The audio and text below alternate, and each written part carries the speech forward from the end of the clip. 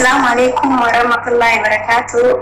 Asma harkafonee kabajamtoota fi jaallatamtoota maatii Jituu Oromiyaa aanaa dhufuu bagine gahaan dhuftan isiniin jecha har'a viidiyoo takka qabadee dhufeetiin jira. Egaa hanga dhumaatti kan waan nuti hin turre dhaggeeffannoo tahaa dhaggeeffachuu qofaa miti jirullee wantoolleen barbaachisaadhaan asumaan jalqaba irratti seenaama.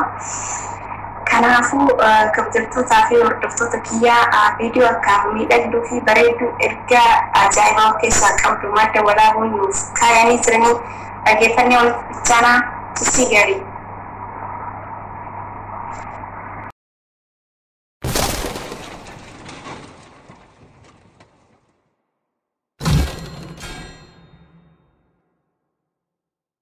Assalamualaikum warahmatullahi wabarakatuh. Hordoftoota madda walaabuu idil addunyaa bakka jirtanitti nageenyi jaalalli keenya sinaadha qabsanii jecha sagantaa adda qophiilee ajaa'ibsiisoo dinqisiifannoo ta'an hedduu qabannee dhufuuf deemna. Jilli madda walaabuudha. Marga warroonni share gootan warroonni like gootan hundi keessanuu galatoomaa isiniin jenna. Keessaayyuu waltajjii idil addunyaatti namoota bebbeekamoo ciccimoo gaggaarii qabannee dhufuuf haal duree xumurree jira. Hordoftoonni madda walaabuudha addunyaa kanarra jirtan hundi keessanuu bakka jirtanitti tokkummaa keessan cimsaa jaalala cimsaa oromummaa keessan eeggadhaa isiniin jenna.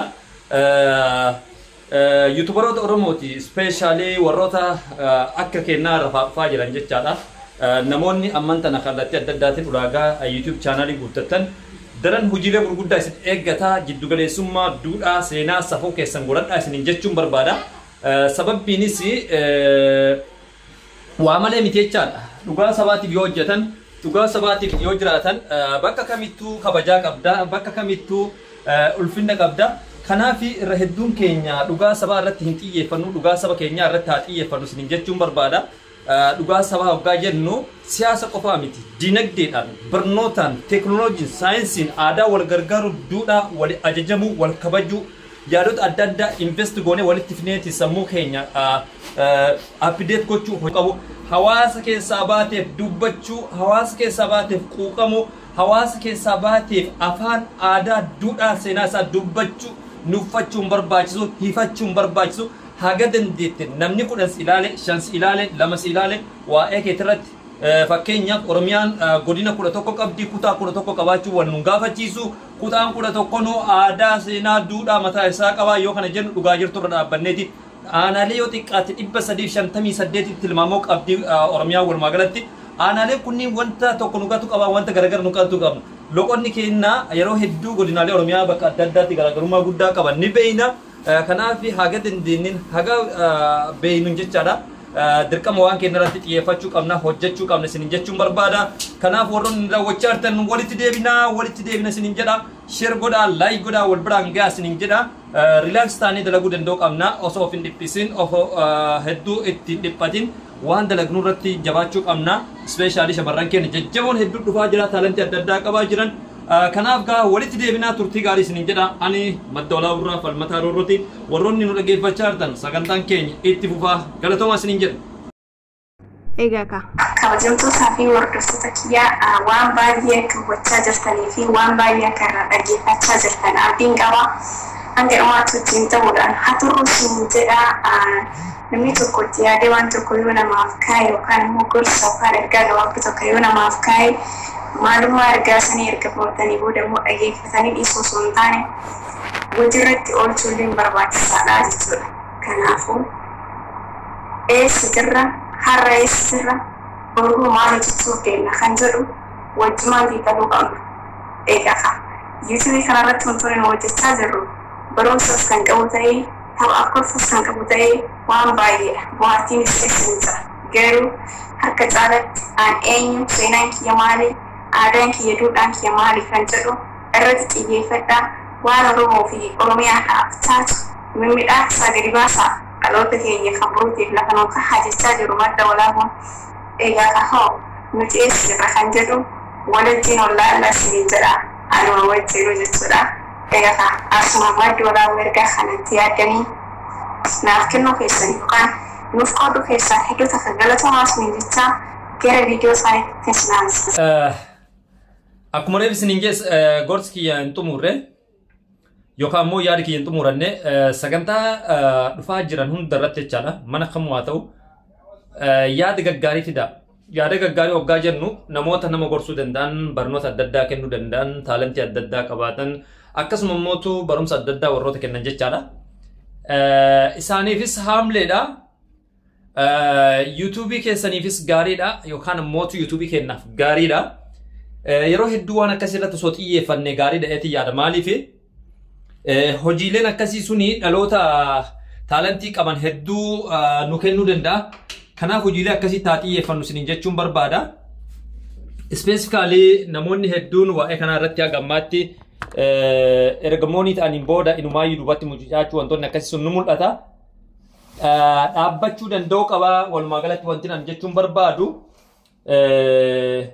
namoota fiddan namoota dhaloota lafaa dhufaaran especially ijoolleen Oromiyaa keessa jiran hedduun isaanii ijoollee taalentii qabanii kun doktora kun profeesara kun narsingii kun faarmaasii wantoota adda addaatiin eebbifamanii jiranii kun turizimii maanejimentiidhaan kun injinaringiin kun pilaantingiidhaan wantoota adda addaatiin eebbifamanii jiran kun agriikaalchariin jechaadha. Akkasuma immoo ogummaa uumamaa kan qabantu jira. Ijoollee akkasiisan jabeessuun dirqama waan taateef barbaanne special injiinaroota warroota ijaarsa adda addaa keessa ba'an jechaadha. Diyaaspooraan ala jiru karaa isaaniitiin akka mana ijaaratu. Diyaaspooraan ala jiru karaa isaaniitiin qe'ee isaaniitti waan gaarii akka tolfatuu fi carraa ijoollee Oromoo kan biyya keessa jiranii haala saniin gargaaruu dandeenya jechaadha. Yoo akkas goone wal promote gochuu dandeenya. Yoo akkas goone wal fayyaduu dandeenya eetiin amana. Kanaaf haga dandeenyeen walaa hagargaaru isiniin jechuun barbaada akkasitti jechaadha. Siistama kanneen itti fayyadamuun nu bira jiraachuu qaba eetiin amana. Daqiiqaa xiqqoo qabu tanarraa jechaadha. Ergaalee akkasii isinii dabarsuun barbaada. Especially yeroo hedduu ijoolleen biyya jiranii rakkinni miidiyaa isaan promote gatu hin qabanii, miidiyaa isaan dubbatu hin qabanii kun rakkoo cimaadha jechaadha. Rakkoo kana jalaa bahuudhaaf atis miidiyaa harkaa qabda, anis miidiyaa harkaa qaba. Miidiyaan kee tarii nama 2,000 qabaachuu danda'a, nama 200 qabaachuu danda'a. Yoo wantoota akkasii kanarratti hojjette yeroo dhiyootti jechaadha. Dhugaa waan hojjetaa jirtuuf jechaadha. Dhugaa sabaa hojjetaa jirtu waan taateef nama san fayyaddee ofillee fayyadaa jirtu waan taateef yeroo gabaabduutti hojii gaarii keessa galtayyeetii yaada yookaan ammoo galleetii yaada jechaadha. Kanaaf warroota akkasii sanniin ijoollee biyya keessa jiran specially ijoollee biyya keessa taalentii qabanii diiyaasporaa wal qunnamsiisuu. Diiyaasporaa wal qunnamsiisuun kun isaan illee fayyadaa, sillee si fayyadaa. Kanaaf vaakaansii walii uumuu jechaadha. Hiree dalagaa walii uumuu. Biyya keenya keessatti ijoollee taalentii qaban specially construction keessa hojjetan, electric installation hojjetan, plumbing hojjetan ijoolleen akkasii sunniin ni jiran jecha ijoolleen ijaaraman eessayyuu hin jiranii namni barumsa yuunivarsiitii irraa bahee kun kolleejii irraa bahee taalentii adda addaa qabanii warroota akkasiisan fayyaduu keessatti jiddugaleessummaadhaan sooshaal miidiyaatti fayyadama. Akkasumas immoo qabeenya keessan kan beeksisu ijoollee Oromoo ta'uu qaba biyya keessa. Especially lafa gurguraa naannoo Finfinnee kanneen itti akkuma argaa jirru, naannoo Bishooftuutti kan argaa jirru, Dukaam, Burraayyuu, Galaan naannoo kanneen itti warreen beeksisan hedduun isaanii yuutuubaroota warra kaaniiti. Afaan Oromootiin dubbataatiin hin argaa jirra waan taateef ijoollee keenya ta'uu qaba. Saffisaan ijoolleen keenya empower ta'uu qaban jecha sooshaal miidiyaa keessatti qabeenya promote gatuu irratti maaliif tokkoffaa nama keenya sanis gatii salphaadhaan lafti isaa kan gurguramne gatuu keessatti seef gata. Lammaffaa ammootu lafti ijoolleen keenya bitattus yoo namni keenya kan bitatullee taate akka waan gaarii bitatu jechaadha. Fakkeenyaaf lafa liizii jedhanii waan adda addaatu jira biyya keenya keessa jechaadha. Kanaaf waan hunda information kan argattan ijoollee biyya keessaati. Ijoollee biyya keessa hubachuun dirqama kan jedhu yaadan qaba. Ergaalee akkasii namoota isinii uuman biyya keessaa dabarsuun dirqama eetii yaada. Inshaallah jabaachuu qabdanii sagantaan keenya ammas itti fufaa ergaan kiyya duraa jechaadha. YouTuberoonni warra YouTubeitiif hin dalagina. Warra YouTubeitu jabaasin jedhaaf hin dalagin. Warra YouTube keessaattu share naagataaf hin dalagin seenaadhaaf dalagi. Seenaan maaliin? Dirree qabsoo dhagee dhukaasa jechaan jiru. Aadaa, seenaa, duudhaa akkasuma immoo qabeenya Oromoo fi Oromiyaan qabdu qabeenya keessaa tokko inni nama kennaa heddumminni nama kennaa qabeenya guddaadha. Kanatti amanuu danda'uu qabna. Heddummina qabnu kana keessa ogeessa qabna, heddummina qabnu kana keessa beekaa qabna, heddummina qabnu keessa waa hedduu qabna jechaadha. Kanaaf heddumminni keenya nu fayyade malee nu miine jedheeti yaada. Keessaayyuu heddummachuun kenna biyya baqaatiitti baaneetiin Oromoon heddummachuun nu fayyade gaafa rakkoo namuu doolaaraa fi riyaalaa fi waan qabu wal gargaaraa ture. Sanbira darbee uffata ofirraa baafatee gaafa uummanni Harargeedhaa buqqeessan uffata ofirraa baasee yookaan wayaa ofirraa baasee gargaaraa ture. Uummata seenaa guddaa qabu uummanni Oromoo kanaaf galateeffatamuu qaba. Heddumminni keenya ammootu nu miidhe jennee yeroo hedduu dubbataman jechaadha. Sun ammootu hubannoo dhabiinsa malee biyyoota akka Chaayinaa yoo furan heddumina qabdi addunyaa kanarratti garuu ammootu sadarkaa addunyaa tokkoffaarra jirti akkasumallee sadarkaa dinagdeetiin dorgommii sadarkaa raankii tokko akka shanii keessaan baane jechaadha. Indiyaa furachuu dandeenya. Kanaaf hawaasni keenya jabaachuu qabna. Afrikaa keessaa Naayijeeriyaa furachuu dandeenya. Hedduminaan Afrikaa keessaa dachaa uummata Itoophiyaatiif deemtee jechaadha biyyi sun. Tokkoffaarra jirti. Heddummachuu saba Oromoodhaan nu fayyade malee nu miine isiniin jechuun barbaada. Kanaaf haa jabaannu isiniin jedha. Kutaan lammaffaan itti fufaa turtii gaarii isiniin jedha. Deebi'een dhufeen jira. Ijoollee keenya warroonni daawwachaa jirtan yeroo hedduu viidiyoo yeroo laaltan notificationin yeroo isin dhufutti especially beeksisa durarra jiru san irra darbina isin jechuu barbaada. Kiyya qofaa miti ka ijoollee Oromoo hundumaa isin jedha. Kanaaf haga dandeettaniin sagantaalee adda addaa irratti yaada burqisiisaa, yaada investigataa, yaada kana hoggaan jennu akkamitti jireenya kana mo'achuu dandeenya, akkamitti jiruu baqattummaa tana keessaa namni keenya bahuu danda'a, akkamitti bahuu dandeenya. Haga yoomii ammootu maatii qofarra gargaaru irratti xiyyeeffanna. Bor ammootu humni keenya dadhabaa deema. Akkam ta'uu qabna mee akkamitti jireenya kee fooyyeffatti jaatii yaada wal jijjiira. Shamarran hedduun kan biyya keessatti waan gaarii hojjetan jirani, dhiirri hedduun jirani. Kanaaf wal hubadhaa. Akkamitti akka jireenya mo'atan, siistama akkamitti akka fayyadaman. Mallaquma kana iyyuu seef gatuun barii siistama si gaafata waan taateef mallaqa qofaa miti sammuun namaa tunillee seef gatuu keessatti siistama qabdi jechaadha. Kanaaf meegaa wal hubadhaatii wal gaggaafadhaatii waa walirraa baradhaa isiniin jechuun barbaada. Specifically shamarran keenya hedduun isaanii biyya baqaa jiranii akkasuma dargaggoonni keenya jechaadha.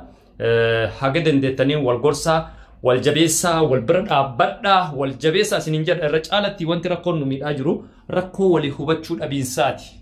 Rakkoo wal bira dhaabbachuu dhabiinsaati. Yaada wal jijjiiruu dhabiinsaati. Akka sheemiitti ilaalan ta'uun qabu. Akka sheemiitti ilaalamuu qabu. Ciminnaatti ilaalamuu qabu malee akka dandeettiitti ilaalamuu qabu malee namni wal gorsuuni akka qaanyiitti ilaalamuu qabu isiniin jedha. Kanaaf waan hundaafuu jabaachuu qabdanii jabaadhaa isiniin jedha. Hanga dandeettaniin hanga dandeenneen ijoollee taalentii qaban promoot haa goonu. Ofii keenyaas yaada walaa jijjiirruu, yaada investigatuu, yaada kalaquu, kalaqa adda addaa keessa galuu wantoota akka isaan irratti haa jabaannu isiniin jedha. Waan hundaafuu galatoomaa kan daawwachaa turtan. Fi hordoftoota keenya qophii keenyatti dheetiin kan gara xumuraatti deemnee jirra jechuun barbaada. Gammaatti wajjin turtanii dhaggeeffachuu keessaniif hedduu galatoomaa isiniin jedha. Egaa akka dhaggeeffannee dhiisuu osoo hin taane dhaggeeffannee hojirra haa oolchinu dhaamsakkiyaa. Asaanoo hedduuta kanaaf galatoomaa isiniin jedha. Madda walaabuu keenyaa dhugaa dubbachuudhaaf ergaa guddoodha. Yeroo baay'ee wantoonni namni keenya agarsiisan jiru kan nuuf agarsiisu namoota saba biraa kan ta'anidha. Kanaafuu mootuu akkuma isaan keessatti tuttuquudhaaf yaadan wantoota baay'eedha. Wantoonni isaan tuttuqamanii tuttuqanii ibsuudhaaf yaalanii daran immoo nuti gadi buunee wajjin barbaachisaadha jechuun barbaada. Galatoomaa isiniin jedha. Sanaan miidiyaa madda walaabuu kan jedhu namoonni hin beekne hin jira jedhee yaadu. Kanaafuu namni hin beekne waan jiraatu gochuudhaan yookaan immoo dubbachuu jalaallee argachuu ni dandeessu. Maatii tahaa fi wal jajjabeessa nama akkaan jajjabaachuu qabudha. Waa'ee Oromoo fi Oromiyaa ganda yuutuubii kanatti jalqabaadhaaf kan fide madda walaabuu ta'uu inni ni beeka.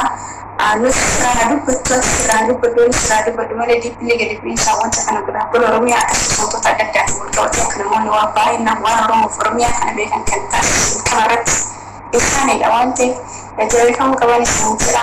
Kanaafuu maas ta'uuf hin dagitinaa. Turtii gaarii isiniif haa ta'u. Amma maasirra dhaggeeffachuu keessaniif galatoomaa isiniin jedha. Horaa bulaa deemanaa. Baay'ee. Galatoomaa.